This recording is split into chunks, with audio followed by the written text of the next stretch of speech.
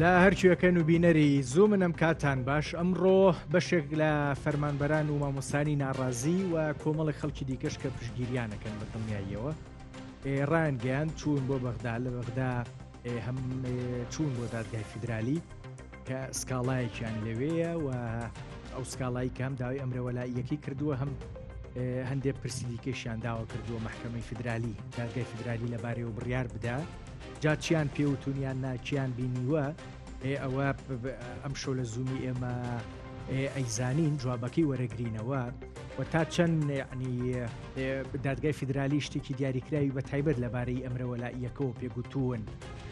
ئومێدێکیان پێی هەیە بۆ ئەوەی هیچ نەبێ بۆ مانگێک یا دوو مانگ ئەگەر ئەمرەوەلاییەکە دەربچێ پرسی موچە چارەسەر بکات تا و کاتی پرسێکی یان چارەسەرێکی سیاسی و دارایی بۆ پرسەکە دۆزرێتەوە چومێدێکیان بە بڕیارەکەی محکەمی فیدرالی ئەبێ لەبارەی سکاڵاکەیانەوە چونکە بە دڵنیاییەوە هەندێک لە هەم نوێنەرانی کورد لە بەغدا هەم لە قانونیەکانی ژیاساییەکانیشەوەی ئێمە بەردەوام قسەیان لەگەڵاکەین دەڵێن پێ ناچێت محکەمی فیدرالی بڕیارێکی دیکە لەبارەی موچێرەمی کورسانەوە با پێشتر بڕیاری خۆی داوە بەرحاڵ هەمومان لە کاتێکان کە نوێنەرانی کوردیش ڕایان گەیاندووە لە بەغدا چاوەڕێی محکەمەی فیدرالی و بڕیارەکەی هەم بۆ بڕیاری وەلایی فەرمانەوەلاییەکە با بڵێن هەم لەبارەی سکاڵاکەیشەوە دوای ئەوە ئەکرێ دانوستانی دیکە قسەی دیکە لەبارەی موچە دەست پێ بکە و شتێکی تازەکە ئەمڕۆگوتراوە بوو کە پەرلەمانتارانی کورد نوێنەرانی کوردتەبان لە زاری شاخەوان عەبدوڵڵا جێگری سەرۆکی پەرلەمانی عێراقەوە ئەم قسەیە کرا ئەگەر وەکو با بڵێن قسەی نوێنەرانی کورد لە بەغدا وەریگرین وتی ئێمە هەتا بڕیارێک لە محکەمی فیدرالیەوە دەرنەچێوە پرسێکی دیاری کرا و لەبارەی موچۆ نەدرێ بڕیارێکی دیاریکراوە بارەی موچۆ نەدرێمە دانیشتەکانی پەرلەمانی عێراق بایکۆتەکەی ناچینە ناوە پەکیەخین بۆیە بە دڵنیاییەوە هەموو ئەمانە گوزەرێن ئیتر چاوەکان لەسەر محکەمی فیدرالی دادگای فیدرالیە و بە دڵنیایی لەبارەی چارەسەرە سیاسیەکانی هێشتان قسەی دیاریکراو هەیە ئەمە تەوەری یەکەمی ئەم شەوی زوومی ئێمە بێت لەگەڵ یەکێک لەو مامۆستا بەڕێزانەی چووە بۆ بەغدا ڕاستیەکەی گفتوگۆکەم تەوەری دووەمیشمە بێم ڕۆ بەڕێزۆ جەلان با بڵێن گوتەبێژی دەم پارتی ئاشکرای کرد کە بەم نزیکانە ئەچن بۆ ئیمرالی دووبارە قسە لەگەڵ ئۆجەلا ناکەن بۆ ئەوەی لە خۆناغی داهاتوای ترچی دیکە بکرێ بەڵام ئەوەی بوو بە جێی با بڵێن سەرنج و مشتومڕ و ئەکرێ قسەی لەبارەوە کرێ ئەوەیە کە ئۆجەلان داوای کردووە بەشێک لە سەرکردە سیاسیەکانی کورد ببینێ جا لەو نێوەندە هەم 4-5 سەرکردەی باشووری کوردستان ناویان هات هەم بەڕێز عەبدی لە ڕۆژاوای کوردستانیش ناوی هاتووە لێرە قسە لەبارەی ئەگەری بینین یان با بڵێن گفتوگوێ لەگەڵ مەسعود بارزانی سەرۆکی پارتی دیموکراتی کوردستان نێچیروان بارزانی سەرۆکی هەرێمی کوردستان لەگەڵ بافڵ تاڵەبانی سەرۆکی یەکێتی و قوبات تاڵەبانی بە دڵنیاییە و جێگری سەرۆک وەزیران و وەکو دیشم مەزلوم عەبدی ئێمە ڕاستیەکەی پارتە سیاسیەکان و دەسەڵاتی کوردی لە هەرێمی کوردستان لەبارەی پرۆسەی ئاشتی ئەوی ناونراوە پرۆسی ئاشتی و گفتوگوی کە لە ئارادایە لە بینی ئیمرالی ئەنقەرە قەندیل چی پێکرێ و تاکەی دیکەی بەشەکەی دیکەی پرۆسەکەش گەیشتووە بە چی ئەو بەشەی کە پەیوەستە بە پەرلەمانی تورکیا و هەندێک هەنگاوی قانونی لەبارەی باشترکردنی ڕەوشی دیموکراتی لە تورکیا بە دڵنیاییەوە ئەمەی دووەمیان لەگەڵ پەرلەمانتارێکی پێشووی هەدەفە گفتوگۆکەم بۆیە لەگەڵ ما بمێنەوە هەم بۆ تەوەری یەکەم هەم بۆ تەوەری دووەم تەوەری یەکەم لەگەڵ مامۆستا سامان عەلی ئەندامی دەستەی داکۆکی لە مامۆستان و فەرمانبەرانی ناڕازی گفتوگۆکەم بەڕێزیان لە ستۆدیۆ لەگەڵمان مامۆستا بەخێربێ چاوی من لە بەغا بوون بەخێر بێنەوە بۆ سلێمانی ڕێزدانەیە چیتان کرد ئەوەی ڕاستی بێ پێشەکی سپاس بۆ ئەم دەرفەتە ئەوەی ڕاستی بێ ئێمە لە مانگی پێنجەوە پێشتری شەستمان کرده بوو کە پرۆسەی تەوتینکردنی موچە کۆمەڵێک ئاستەنگی زۆری لە بەردەمە ئەو ئاستەنگانە پێویستە لا ببرێن و ڕێگایەکی یاسایی بگیرێتە بەر ئەو لایەنەی کە معنیە بەو بابەتەوە کە دادگای فیدراڵی ئەو بڕیارەی دەرکردووە ویستمان هەندێک ڕوونکردنەوەمان دەستکەوێ بۆی بزانین سەرداوەکان بەکوێ ئێگەن و پرۆسەی تەوتین چی لێ دێت سەردانێکی دادگای فیدراڵیمان کرد ئێمە لە 13 و لە 4 لەوێ سەرۆکی دادگامان بینی بەڕێز 4 ئایار تەبعاً سەرۆکی دادگامان بینی نزیکەی زیاد لە کاتژمێرێک چاومان پێی کەوت باس لە پرۆسەی تەوتین و شێوازی دابەشکردنی موچەکرا لە هەرێمی کوردستان کە هەمیشە پرۆسەی دابەشکردنی موچە دوا دەکەوێ و فەرمانبەران و خانەنشینان و سەرجەمچین و توێژەکانی کە موچە وەردەگرن کێشەی درەنگ وەرگرتنی موچەیان هەیە ئەم درەنگ وەرگرتنی موچەیە کاریگەری نێگەتیڤی زۆر خراپی لەسەر ژیان و گوزەرانی سەرجەم فەرمانبەران و خانەنشینان دروست کردووە بۆ ئەم مەسەلەیە چوین ئەو دەم لە مانگی ئایاردە سکاڵایەکمان پێشکەشی دادگای فیدراڵی کرد سکاڵەکەمان لێ وەرگیرە و لە سەرەتای ئەم مانگەشدا مانگی شەش دووبارە سەردانی دادگای فیدراڵیمان کردەوە داوای دەرکردنی فەرمانێکی سالاریمان کرد فەرمانێکی وەلایی بۆ یەکلاکردنەوەی کێشەی موچە کە ئایا موچە ئەدرێ یان نادرێ ئەم کێشە و ململانەیەنەی لە نێوان هەرێمی کوردستان و حکوومەتی فیدراڵیدایە بەکوێ دەگا چارەنووسی ژیان و گوزەرانی فەرمانبەران چی لێ دێ چاوەڕێی لەگەڵ سکاڵایەکی تریشە تەبعاً ئێستا دوو سکاڵا و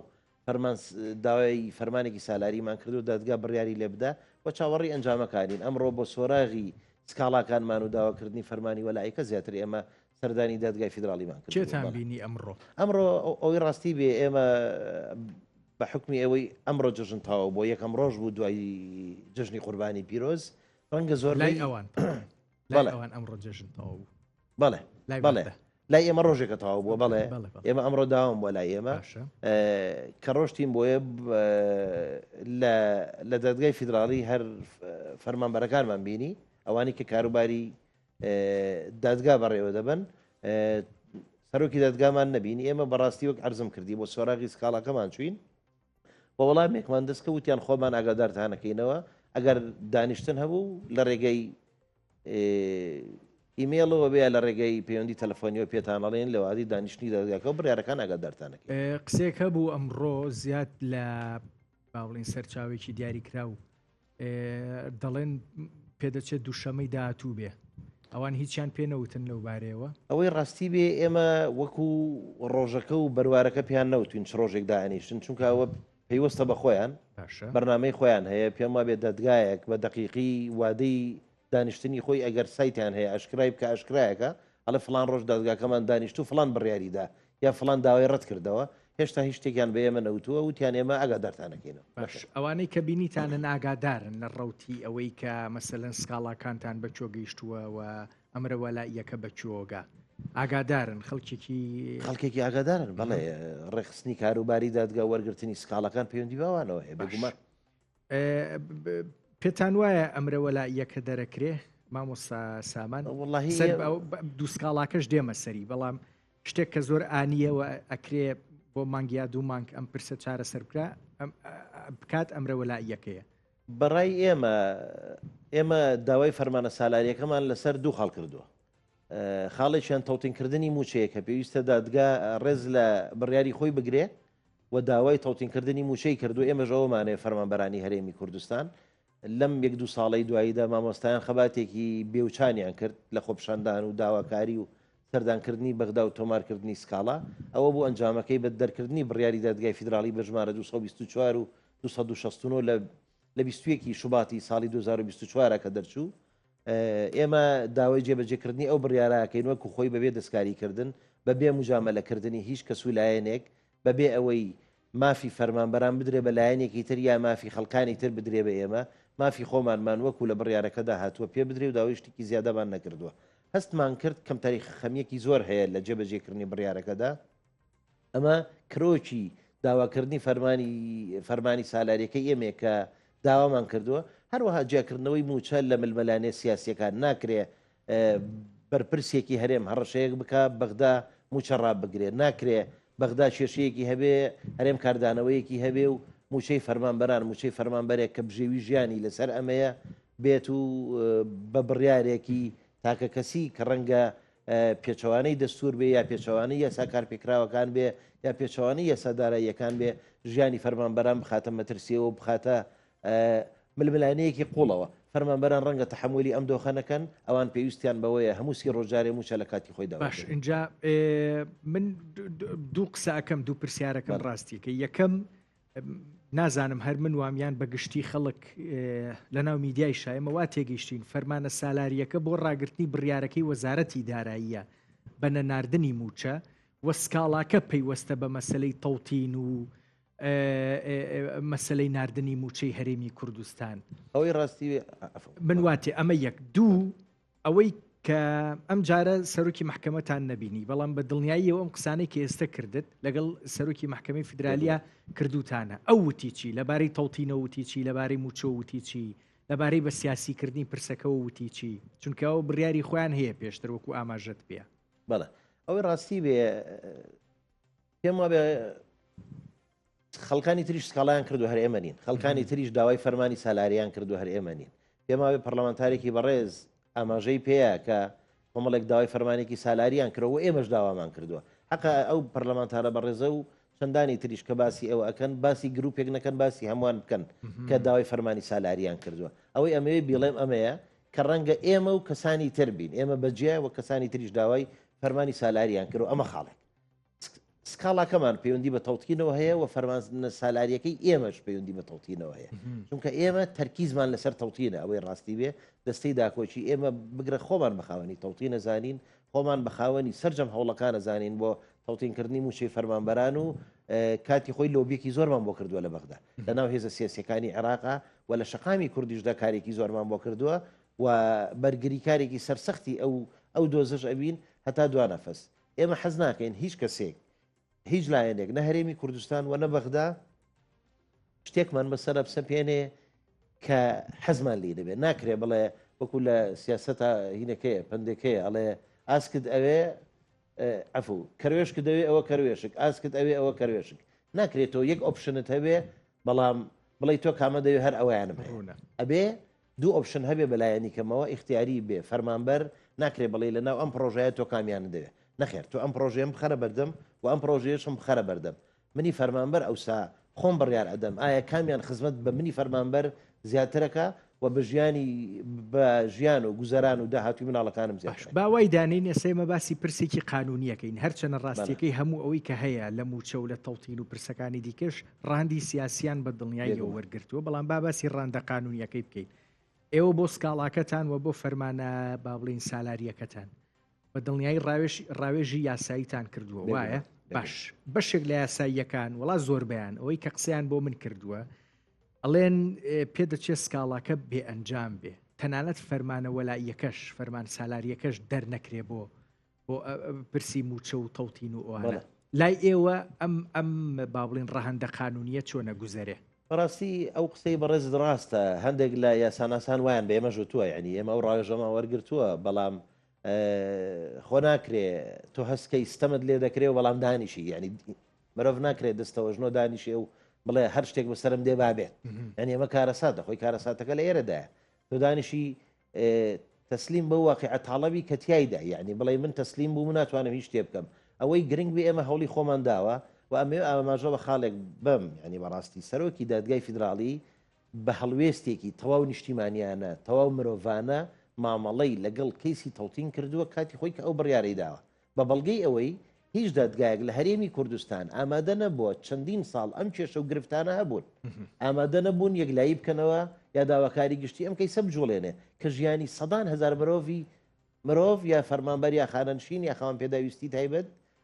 پێیوەستە بە موچەوە تۆ لە کۆبنەوەکەی مانگی 5 ئەوەی باست کرد سەرۆکی دادگاتان بینی جۆرێک لە ئومێ دەبینن بۆ ئەوی پرسی تەوتین دووبارە بێتەوە با بڵین سەر ئەو ڕێچکەی کە ئێوە ئەیخوازن ئێوە تانەوێ من ئەمە بەسمەوە بە یەک دوو ڕوونکردنەوەی پێشتری دادگای فیدرالی ڕاستیەکەی کە ئەگەر بە پێوەرەکانی تەوتین بێ ویستەکەی تەوتین بێ ڕوونکردنەوەی خراپ بوون لە دادگای فیدرالیەوە و زیاتر ئەوەی خزمەتی هەژماری منیە کرد پێم وابێ لەگەڵ ماید لەمەیە ئەوە نە خزمەتی پرۆسی تەوتینی ناکرد پێناسەیەکی دیکەی بۆ تەوتین کرد کە نزیکە لەوەی هەژماری منەوە نەک تەوتین محکەمەی سەرۆکی دادگال لەو بارەیەوە چی پێوتن ئێمە لە ڕاستیە باسی ئەومان کرد یعنی باسی ئەومان کرد لە هەندێک پارێزگای هەرێمی کوردستان فشار کراوە لە فەرمانبەر پێی وتراوە ئەگەر ئەم فۆرمە پڕ نەکەیتەوە فۆرمی هەژماری منە ئێمە لە مانگی داهادوو موچەکەت ڕدەگرین یا موچەکەت نادەیرێ خۆی ئەمە خۆی لە خۆی دەکارەساتە یعنی پێچەوانی بڕیارەکەی دادگای فیدراالیە نابێ هیچ پڕۆژەیەک نابێ هیچ دەسەڵاتێک شار لە فەرمانبەر بکە بۆ هەڵبژاردننی شتێک کە نەیەوێ ئەمە پێچەوانەی بنەماکانی دەستوری عێراق مرۆڤ ئازادە لە هەڵبژاردننی شتێک کە دەیەوێ ئەگەر ئێمە نتوانین یاخود دادگا نتوانێت دووبارە فەرمانێکی تر دەربکە یا ئەمریکی وەلائی دەربکە کە ڕەنگە بەشێکی ئەم قسانە ڕاست بێ بەڵام ئەوەش ڕاستە کە هیچ کەسێک توانای نییە چار لە فەرمانبەرەکە من بەش بە حاڵی خۆم تا ئەم ساتەی لەگەڵ جەنابەت دانیشتوم لە قوتابخانەکەی خۆم فەرمی هەژماری منم پڕ نەکردوێتەوە و پڕیشی ناکەمەوە و هەر ئەویان لە دەستدێم و چەکەم ڕاگرن باڕایگر بەڵام زۆرن ئەوانە ئێستا هەژماری من پڕەکەنەوە و پرۆسەکە بە تەواتی تقریبن ینی وەکو ئەوەی کە ئەخوازرێ لەلایەن دەسەڵاتدارانی هەرێمی کوردستانەوە ڕێچکەی گرتووە و فشارەکانیش بمانێ و نەمانێ شوێنی خۆیان گرتووە بۆیە من ئەمەوێ پێم بڵیت لەبارەی تەوتینەوە سەرۆکی دادگای فیدرالی مانگی 5 چی پێوتن باسی کەم تەرخەمەکانتان کرد باسی ڕێگریەکانتان کرد ڕێی ئەو چی بوو بەسەراحەت ئاماژەی بە شتێکدا کە وتی ئێمە بڕیاری خۆمان لەبارەی تەوتینەوە دەرکردو ئەوەی ماوەتەوە جێبەجێکردنە هەر فەرمانبەرێک وتی بەڕێزت هەر کامێکتان هەست دەکەن زەرمەندن لەو بڕیارە یا لە فشارکردن ئەتوانن لە داواکاری گشتی سکاڵا بکەن ئەتوانن لە لای دەسەڵاتە تەنفیزیەکان شکات لە هەردوو حکوومەت بکەن و ئێمە کردوشمانە و بەردەوامی ژەبینە سەر سکاڵاکانمان و ناکرێ پرۆژەیەک بە سەرمانە پسە پێنڕێک کە ینی خواستی دڵی ئێمە بۆچی لەبارەی تەوتینەوە زیاتر گلەیەکە لەسەر هەرێمی کوردستانە لە کاتێکا خودی بەغدا ناوی موچەخۆرانی هەرێمی کوردستانی هەمووی لایە ماگانە لیستی بۆ ئەڕوا ئەگەر بیەوێ ئەتوانێت تەوتین لای خۆیەوە جێبەجێ بکە بۆ نایکە پرسیارێکی بەجێەوە ڕاستی ینی ئەو پرسیارە ڕەنگە لە هەزری زۆربەی فەرمانبەرانی هەرێمی کوردستاندا دێز و دەچێ ینی ئەوە حاڵێکی گرنگە ڕەنگە پێشتر بەهۆی هەندێک مجاملەی سیاسی ناو هەردوو حکوومەتەوە نەکرابێ هەندێک بەرپرسی سیاسی ناو ئەم حکوومەت یا ئەو حکوومەت خاتری ئەم گیرابێ خاتری ئەو گیرابێ بەهۆی هەندێک فشاری هەرێمایەتی و نێودوڵەتیەوە ڕەنگە خاتری یەکتر گیرابێ بەڵام ڕۆژانە بارودۆخە سیاسیەکان پێم وابێ ئەگۆڕێن هەرێمەکەی مجاملە لە بەغدا و بۆ هەرێمی کوردستان لە ئێستاە خەریکە ئیتر نامێنێ پێم وابێ لە بەغا بوون و جگە لە محکەمی فیدرالی پێم وابێ خەڵکی دیکە و ئێلانی دیکەشتان بینی وەگەر هەڵە نەبم ئەگەر هەڵم ڕاستم کەرەوە ڕاستیەکە ناتەواوە ئێمە خەڵکی تریشمان بینیوە بەڵام پێم وابێ ئەو هەڕشانەی کە کرا کۆتایی بە مجاملەکان هێنا و خاڵی خسۆتە سەر پیتەکان و ئەبێ یاسای ئەو بڕیارەی کە دەرچووە لە دادگای فیدرالی ڕێڕەوی ڕاستەقینەی خۆی بگرێ پێما بێ بەغاش گەشتوتە ئەو قەناعەتە کە چیتر مجاملەکردن بەسە ناکرێت لەسەر حسابی فەرمانبەر کەسێکی تر ڕازی بکرێ و ناکرێت لەسەر حسابی ئەوانیش ئێمە ڕازی بکرێن هیوادارین وەکو خۆی بڕیارەکە جێبەجێ بکرێت کاتم کەم ماوە تۆش دەرفەتت کەمە ڕاستیەکەی پەلەتە هیلاکیشی لە بەغداد کەی ترتان بینی ئەویان لێگەڕێ بۆ خۆمان لە پەیوەندیان بە پرسی موچە و ئەوانەوە هەیە ڕەنگە ئەوە نەبتوانم بڵێن پەیوەندیان بەلەو بیکردنەوە هەیە لەسەر خستنی ئەو هەوڵانەی کە ئێمە ئیدەن بۆ تەوتینکردنی قانونی یان سیاسی هەردووشە بەشێک نین لە کێشەکە ئەوانی کە لۆبیەکەکەن لە بەغدا نەخێر من بۆیە ئەم پرسیارم کرد ئەگەر لۆبی سیاسی بێ پێ دەچێ مەسەلەن چاوێک لە چوارچەوەی هەماهەنگی بێ و چوارچەوەی هەماهەنگیش ئێستا خۆیان بەشێک بن لەو فشاری لە سوودانی شەکرێ و لە هەرێمی کوردستانی ژەکرێ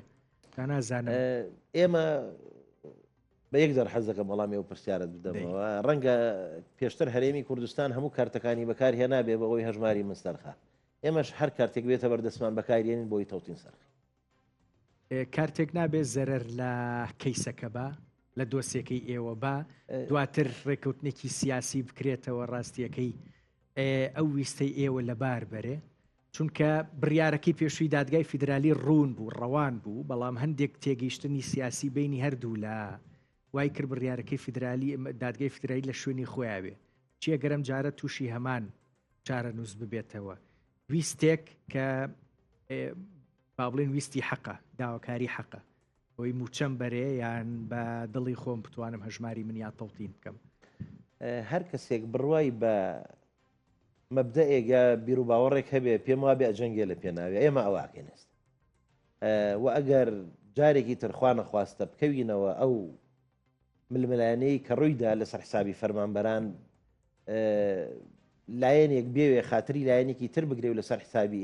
ئێمە هەر ئەجەنگین کۆڵ نادەین و تەسلیمیش نابین بە هەژماری من حەزەکەم ئەوە ڕوون لێ نوێنەرانی کورتان لەگەڵایە لە بەغا لە بەشێک لە لۆبیەکە ڕەنگە پەرلەمانتارانی پێشومان لەگەڵابێ ئێستامان لەگەڵانیان بۆ لە دەرگاتان نایون یان لیان ڕنابین تا ئەم ساتە لە دەرگامان نایون ڕەنگە گلیشمان لیان هەبێ کە هەوڵەکانیان سستە بەڕاستی نوێنەرایەتی کورد ئەبێ بە شێوەیەکی کاراتر بکرێن نەک بەو شێوە سستە. سپاس دەکەم مامۆستا سامان عەلی ئەندامی دەستی داکۆکی لە مامۆستایان و فەرمانبەرانی ناڕازی گەلێک سپاس دەست ڕێزت هەیە. باش من ناوبڕێکی زۆر کورت وەرەگرم دوایەوە دێمەوەلاتان ئەو پرسەی بەڕێزۆجەلان کە ویستوێتی لەگەڵ بەشێک لە سەرکردەکانی باشووری کوردستان و بەڕێز عەبدیش گفتوگۆ بکە قسە بکە ئەو پرسە لەگەڵ پەرلەمانتارێکی پێشووی هەدەپەیە لە تەوەری دۆمە گفتوگۆکەم لەگەڵ هەندێک لایانی دیکەی ئەم پرۆسەی چارەسەریە کە لە تورکیا و لە باکووری کوردستانە گوزەرێ بۆیە لەگەڵ ما بمێنەوە. باش دووبارە سڵاوتان لێبێ ئەم پرسەی تایبەت بە بەڕێزۆجەلان داواکاریەکەی و بینینی بەشێک لە سەرکردەکانی کورد لە باشوور ڕۆژاوای کوردستان لەگەڵ بەڕێز حەسەن ئۆزگونەش پەرلەمانتاری پێشووی هەدەپە گفتگۆکەم بەڕێزیان لە ئامەدەوە میوانی زوومی ئێمن. هەڤاڵ حەسەن سڵاوت لێبێ هیوادارم زۆر باش بی. پێم خۆشم گفتوگوێت لەگەڵاکەمەوە دەمێکە گفتوگۆمان نەکردووە. پێم بڵێ ئۆجەلان بۆچی داوای بینینی هەردوو بارزانیەکە مەسعود بارزانی و نێچیروان بارزانی هەردوو تاڵەبانیەکە قوبات تاڵەبانی و بافڵ تاڵەبانی و با بڵێن مەزلوم عەبدیشی کردووە. چی بەمانەکرێ ئەکرێت چی باس بکرێ ئۆجەلان ئەکرێت چی داوا لەمان بکات؟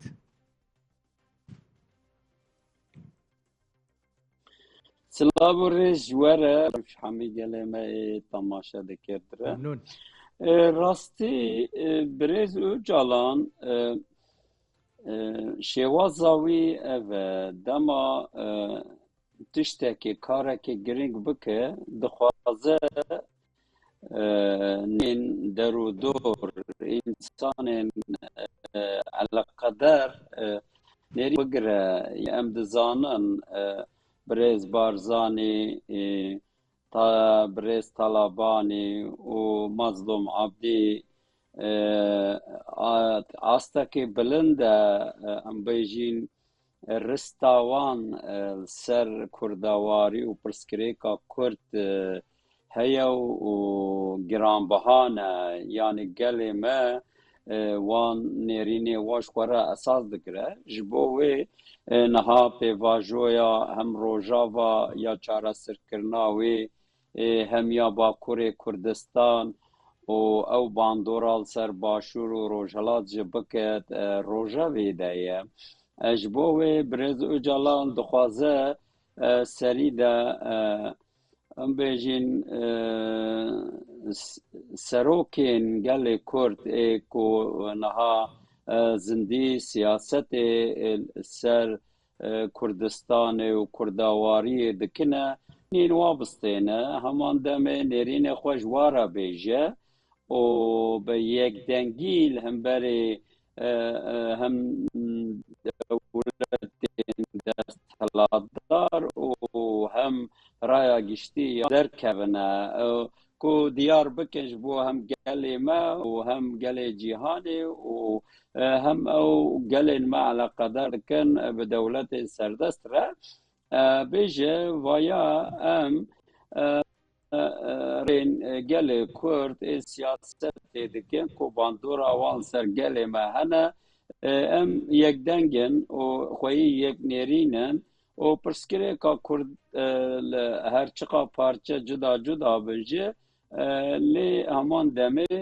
yê hem desteka wa bigire hem nêrînê wa bigire û xwe bige bendiyekê zelal û gorê wî daxwazên xwe jî ji dewleta Tirkiye aniya Sûriye bike. باش هەڤاڵ حەسەن ئۆزگونەش بله تەنها ڕاوێژیان پێیەکا بەڕێز ئۆجەلان بەشداریان پێیەکا لە گفتوگۆکان لەوەی کە ئەگوزەرێت یان پێدەچێت داواکاریشی هەبێ لە بارزانیەکان لە تاڵەبانیەکان لە بەڕێز عەبدی ئەنی تەنها ڕاوێژە یان داواکاریشی لیان هەیە داواکاریجی وێ هەبێ ینی چونکو ساڵێ نۆتî jî birêz û calan xwest Kongra Netewî bêavakirin ji birêz Barzanî re heta tekiliyê Mam Celal nexweş bû mixabine nameşandin yanî got Mam Celal nexweş ye ez ji zîndanê de me tu dikarî gelek Kurd kom bikî dîplomasî bikî niha em dizanin Kak Bafil birêz Bafil Talabanî û Barzanî Nêçîrvan Barzanî hikûmet hemî giş partiyên dî nava navnetewî de têne naskirin û dibîhet karin bikin yanî birêz Öcalan yek wê nêrînê wa bistêne ji bo ku bikare ji bo Kurda çi bixwaze guftûgoyan de çi bêne ziman ya didwê wê ji wan bixwaze aktif yanî çalak destekê bidin dewletê navnetewî de û em ê bêjin dewleta Tirk re ya Îranê re ya Iraqê re ya Sûriyê re ew dewletên em ê bêjin kapitalîst modernîteyê rojhilata navîn îro gelek dewlet destwerdanê li ser dikin vana hemiyan re têkiliyên xwe xurt bikin û da'wa doza Kurdan bikin çuko ji ber çi nihal CENTCOMê fermandarê wayê giştî îro Meclisa Amerîka da axivî got Kurd dostê me ne û em dixwazin berdewam bikin tekiliyê me û lazim e hikûmeta Sûrî vê îşî çareser bike ya didwê balyozgerê wan Tirkiye heman demê berpirsiyarê rojhilata navî ne beriya çend rojan got gelê Kurd hem peymana Sêkspîko û hem ya Lozanê de hatine mexdûrkirin mafê waş halê hatiye rakirin dibe vê şerê cîhanê yanî rojhilata navî de diqewme lazim e ev mexdûriyeta hatîxwanî em bi rehetî dikarîn bêjin berê ew dewletên navnetewî û ên herêmê misl dewletên Eraban hemî ji hemberê me disekinîne ama îro çerx vegeriya ye hemû dewlet mafê me qebûl dikin dibêjin mafdarin û rûmetikiye gelek Kurd باش بەڕێز ئۆزگونەش باش شتی باشت وت دێمەوە سەریان هەڤاڵ ئۆزگونەش دێمەوە سەریان ڕوومەتیاوی هەیە بەڵێ باش دێمەوە سەریان بەڵام یەک شتم پێ بڵێ ئەم داواکاری بە ڕەزۆجەلان بۆ بینینی بارزانیەکان و تاڵەبانیەکان و عەبدی ئێستا باشە ئێستا باشە هەڤاڵ حەسەن ئێستا دەنگی منیەت بەڵێ باش ئەم داواکاریە تەنها داواکاری ئۆجەلان بووە بۆ بینینی بارزانیەکان و تاڵەبانیەکان و عەبدی یان پێدەچێت داواکاری دەوڵەتیش بوو بێ یان ئۆکەی دەوڵەتیشی لەگەڵا بێ بۆ ئەم بینینە چونکە دیارە پێدەچێت گەر دەوڵەت ئەمەی نەوێت پێ ناچێت سەر بگرێ yani bêguman niha dewleta Tirk her çiqar gotinên xwe de hinekê demê giran digire dest lê heqîqetek heye dixwaze hinek bavêjin lê hêdî bavêje raya giştî ya gelê xwe sed sale ser xîmên restî û şovenîzmê ava kiriye xwaze wê hinekê nerm bike û ya divê hêdî hemî partiyan amade bike komisyonek bê çêkirin bi wasta vê komisyonê meclisê de ser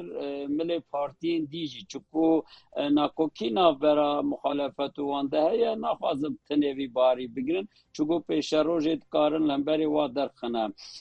yanî bêguman eger نخواست بانکو برز طالبانی و بارزانی جی بکوین ناو مثلا روجاوا و باکور ری ندادم برز او جالا نامه جوارا بشینت و آن شانده بشینه وان چکو گلگ داخویانی خود اما او دیتن اینوانده دگوتن برز بارزانی جی دستک داده و پیواجوی طالبانی داده او پارتی دیجی داده جبو وان دگو او جبو ما تشتک ارینیه جبر کو مسئله او هنکی پکه که هندزان ناونینی که ده هر تندراو نشان دادن دگوتن امنه دیجی کردانن ام دیجی پکه کتنینه یعنی برز بارزانی رومتی کیاوی هی یا برز طالبانی هی یا نچیروان هی یا همیه هی یعنی ناو دولت دنیای ده جی ترکیه جی هی گرچی بلکه هنه که برز طالبانیش برکو دوستانیا و افگلی باکورا پچک زیده یه جی عاجز دبون لی اما وی پیواجوی ده خوازن رنگی خواه بگو هارن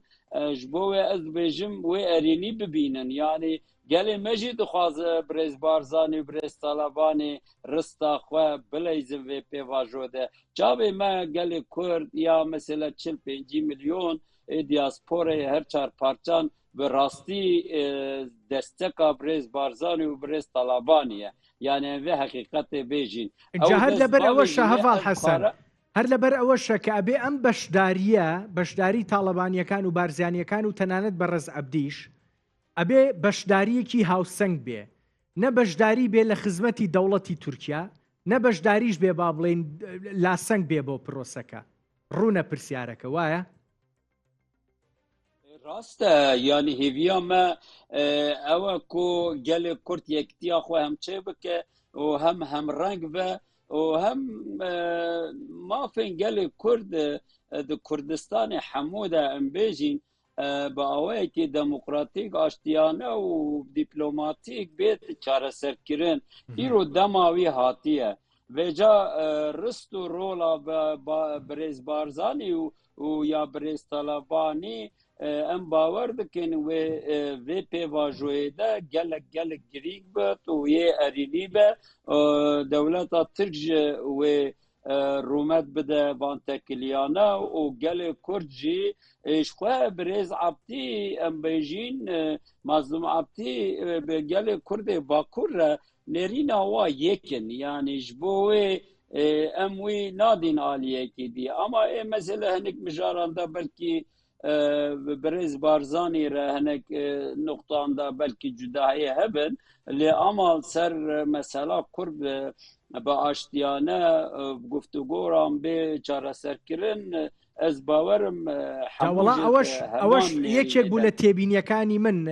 هەڤاڵ حەسەن ئۆزگونەش یعنی هەتا ئەم ئەخیرەش پەکەکە گلەی زۆری لە گازندەی زۆری لە پارتی دیموکراتی کوردستانە بوو تەنانەت لە ڕۆڵیشیا لەبارەی شەڕ و ئۆپراسیۆنەکانی تورکیا بۆ سەر پەکەکە پێم وابێت لە بەشێکی باشی پەیامەکەی ئۆجالانیش بۆ کۆنگرەی دوانزەی پەکەکە هەر باسی ڕۆڵی با بڵێن خراپی پارتی کردووە بەرامبەر بە پارتی کرێکارانی کوردستان چیتر ئەو گلەیانە نامێنێت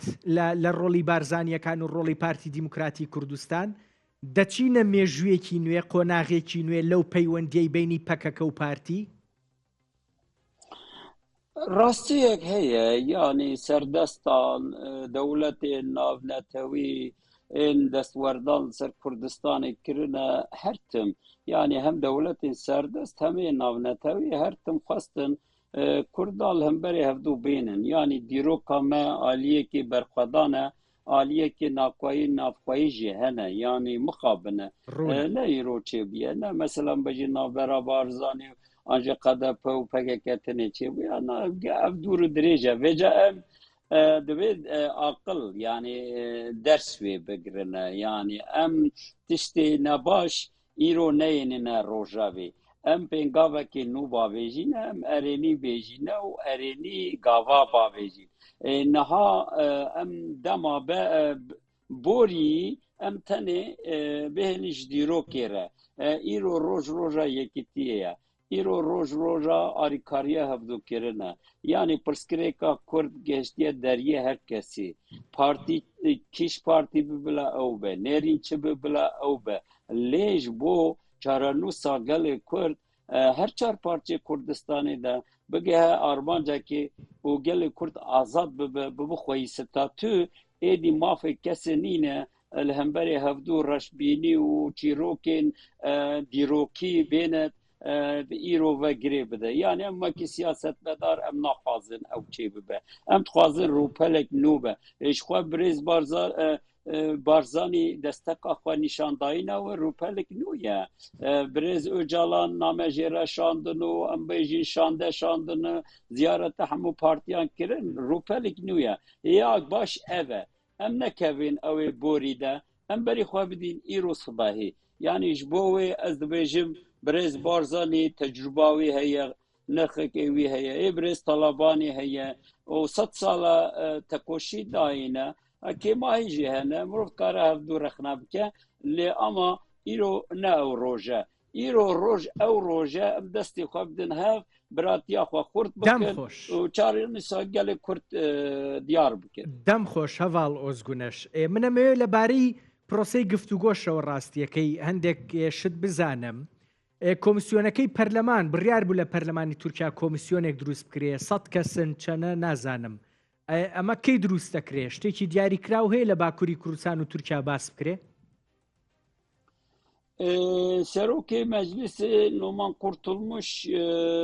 yani go lazime ev komisyon bê çêkirin û serokî partiya MHP jî yani Devlet Bahçeli xwe ev gelek cara bang dikin û heta Bahçeli ji hemiya zêdetir giraniya xwe dide ser dibêje lezgîn lazim ev îşe bê pekanîn îro partiya me jî bang li wan kir gotin divê parlamento نچوی ام بجیم بطلانه اف صد وکیل خوازم بکن کمیسیونش همه پارتیان لازم اف کمیسیون به چکرن و خبات سر به مسئله بکرن بگو من حتی نه هاتیه چکرن بانک ایرو هاتیه کرن و حتی صبحی چو برسف بدنه آنچگاه باویج واروجانه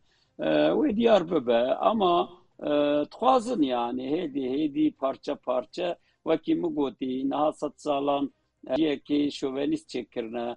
پارتی بچوک هیا یا ای پارتی و زافر او جلده بنبر درد که و همی سری صدیق درتینی تخوازن هنه که حاضریان بکن و بری خوب دن روش و راجولات ناوین سوریه جی روش کرده کی آلی وچه هنش بووی لزه ناکنی وکی دی جد بجه آها وکی پاکه که silah dani banu hat ba teslim bu yani PKK beje em qima xwe brezu calan tênîn lê em dewletê nayînin kabla destura bingehîn bê guhortin bila qanûn bê guhortin bila zindanê bên berdan paşê em berî xwe bidinê kabê çeka çilekên niha gavik avêtin sê hevalên dijên zindanê birin ba brezu calan ji bo ku komisyonek ji bo xebata وی آریکاری بکه و یا دیجی مثلا جاره یکمینه به چندین سال زاروک و مالباتا وی دیسا چون سردان آوی کرن والا همی گاوین ارینینه ام بگومان پرسکره گل گران و مزنه لازمه ام کرجی بینا خطنگ نکه هما بجی یا ایرو چی نبی اف ایشه ریوانا چن اف تکوشی نکه yani demek o 3 sal be 2 sal be 4 sal be yani İrlanda 10 salan tına mesela çek daimi dreşkir yani em naxwaze ev qadreş bibeli ev tekoşina meji ve bandor ser bike ev ji haziriyen xwe bikin gelek هەڤاڵ حەسەن گومانێک یان جۆرێک لە لێکدانەوە هەیە بەوەی ئەردۆغان تۆزێک پاشەکشەی کردبێت لە پرۆسەکە